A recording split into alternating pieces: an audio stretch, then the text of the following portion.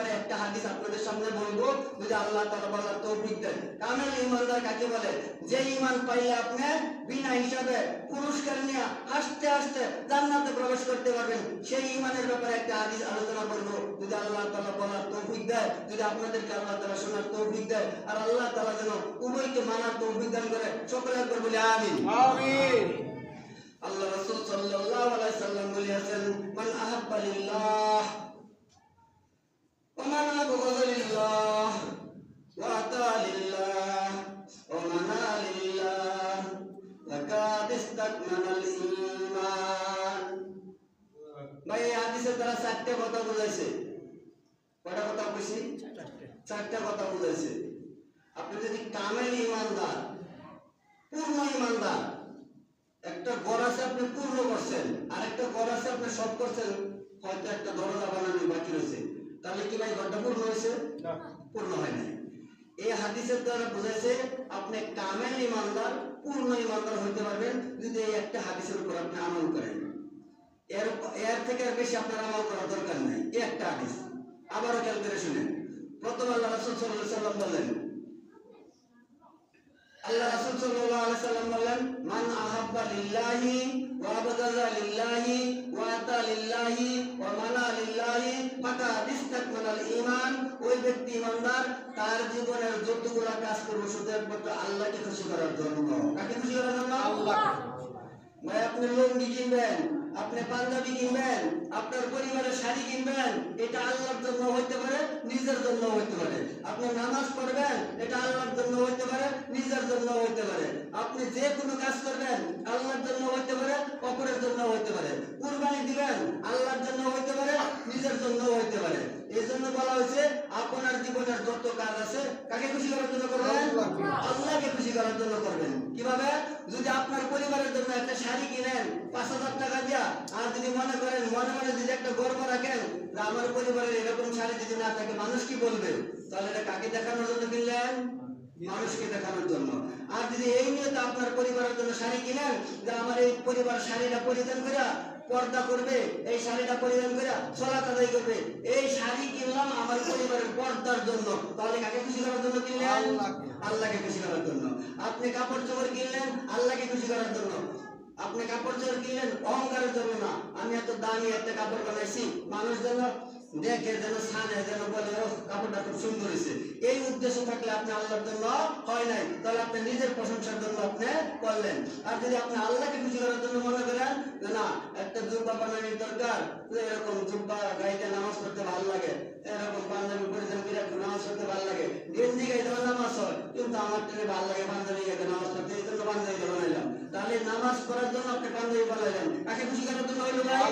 আল্লাহকে খুশি করার জন্য। পাঞ্জাবি আপনি বানাইলেন, আপনি টাকা দিয়া আল্লাহ রাস্তায় এই পাঞ্জাবি টাকা যতগুলা কি খরচ করলেন আল্লাহ রাস্তায় সাদকা করার সওয়াব হয়েছে, বলে সুবহানাল্লাহ। এই জন্য বলা হয়েছে আপনার প্রত্যেকটা কাজ কথা যা আছে সব করবেন কার জন্য ভাই? আল্লাহর জন্য। মান আহাব্বা লিল্লাহি ওয়া আবগাযা লিল্লাহি ওয়া আতা লিল্লাহি ওয়া মানা লিল্লাহি ফাকাদ ইসতাকমালাল ঈমান। ওই ব্যক্তি পূর্ণ ঈমানদার, যে ব্যক্তি তার জীবনের প্রত্যেকটা কাজ করবে আল্লাহকে খুশি করার জন্য।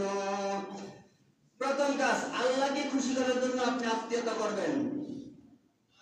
ভাই কইছি কয়টা কথা এই হাদিসের দ্বারা?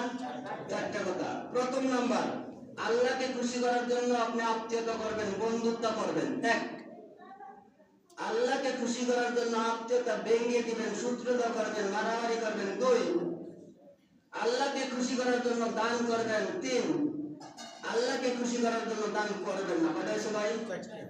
দান করবার নিষেধ করছে। এই চারটা কাজ যদি আপনি করেন তাহলে বোঝা গেল আপনি আল্লাহর জন্য করছেন। আর যেখানে নিষেধ করলো এখানে যদি করেন তাহলে আপনি আল্লাহর জন্য করলেন না। যেখানে আদেশ করলো এখানে যদি না করেন তাহলে আপনি আল্লাহর জন্য করলেন না। মান বানা লিল্লাহি মাসজিদান বানাল্লাহু লাহু বাইতান ফিল জান্নাহ।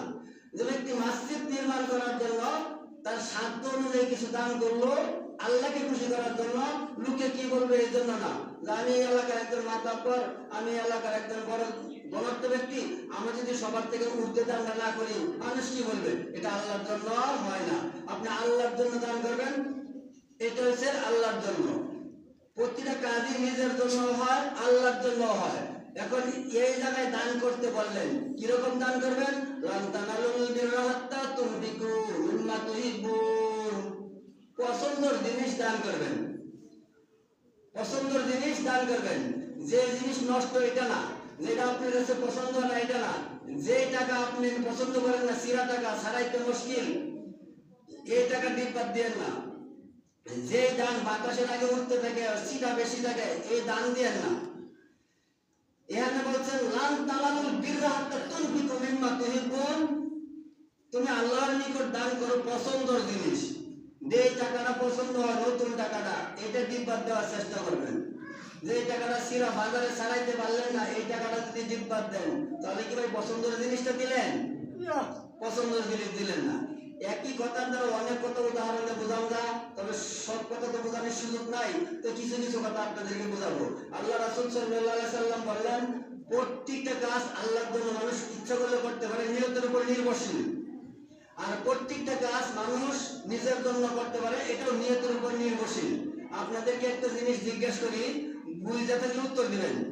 একজন ব্যক্তি রাস্তার পাশে, মসজিদের পাশে এরকম একটা খুঁড়া গাড়লো।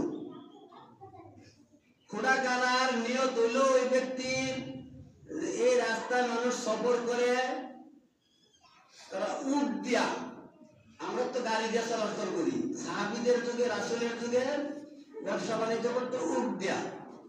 তো উনি একটা খুঁড়া গাড়লেন, উনি নিয়ত করলেন খুঁড়াটা গাড়লাম, যাত্রীরা যাওয়ার সময় উট দিয়া, উটটা বান্ধা খুঁড়ার মধ্যে নামাজ পড়তে পারবো। উনি একটা বানানা খারাপ ভাই, ভালো। আরেকজন ব্যক্তি আইসা এই খুঁড়াটা উপরে দূরে মিল্লা মারছে। একটা খুঁড়া একজনে গাড়লো, আরেকজনে উপরে মিল্লা মারলো।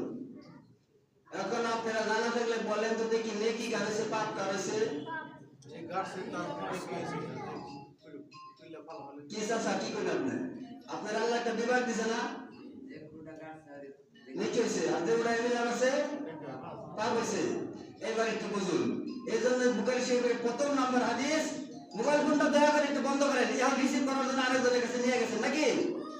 মোবাইল ফোন ঢোকার সময় বন্ধ করে ঢুকতে হয়, এই রিসিভ বন্ধ করেন। আসলে মোবাইল আমরাও নিয়ে আসছি, মোবাইল মসজিদে ঢোকার সময় বন্ধ করে ঢুকি, চালু করে ঢুকি না। কথাটা ভাই নষ্ট করে দিলেন। আপনাদের আর আক্কল হতো না। আপনারা মসজিদে ঢোকার সময় কেন মোবাইল ফোন নিয়ে আসেন? আমরা নিয়ে আসি কোনো কাজের জন্য, ঢোকার আগে মোবাইল ফোন বন্ধ করে ঢুকি। যাক, এই ফর্মুলাটা জীবন ধারায় চলতে থাকবে মনে হয়। অভ্যাসের দাস, পরিবর্তন করা অত কঠিন। ভাই বলছিলাম, আপনারা বলছেন খুঁড়া যে উড়াই দিচ্ছে ওর পাপ হয়েছে, আর যে গাছ ওর নেকি হয়েছে, তাই তো বলছেন? এইবার দেখেন বুখারী শরীফের প্রথম যে হাদিস, ওই দুই ব্যক্তি ওই মসজিদের ভিতরে ঢুকে তর্ক বিতর্ক করতেছে। কিভাবে?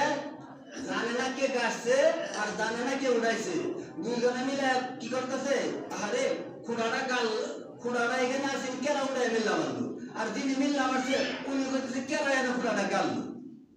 তার কি কেউ কেউ জানা আছে? যিনি উড়াই মিল্লা মারছে উনি করতেছে কেরা এই জায়গায় খুঁড়াটা গাড়লো, আর যিনি গাছছে উনি করতেছে কেরা খুঁড়াটা উড়াই মিল্লা মারলো। দুইজনে দুই রকমের কথা বলতেছে।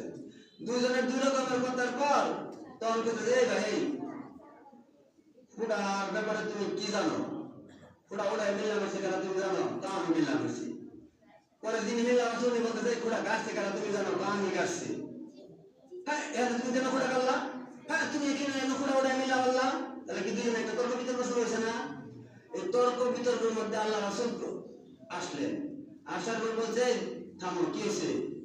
কয় রাসূলুল্লাহ, আমি এই জায়গায় একটা খুঁড়া গাড়ছিলাম, রাস্তার মানুষ যাওয়ার সময় উঠ বাইরে নামাজ পড়বো, এই খুঁড়াটা এই উড়াই মিল্লা মারছে। আল্লাহ রাসূল জিজ্ঞেস করেন, এই তুমি উড়াই মিল্লা মারছো কে? ইয়া রাসূলুল্লাহ, হঠাৎ করে একটা খুঁড়া গাড়া, রাত্রেবেলা আপনি তো অনেক বড় বড় লাইট আছে বিদেশি নাকি? ছাদ ভিতরে কিরকম বড় বড় লাইট আছে? ইয়া রাসূলুল্লাহ, রাত্রেবেলা হঠাৎ করে এনে খুঁড়াটা গাড়া, মানুষ আইনি কিন্তু করে, কে জানে খুঁড়ার মধ্যে বাচ্চা বেতাবা।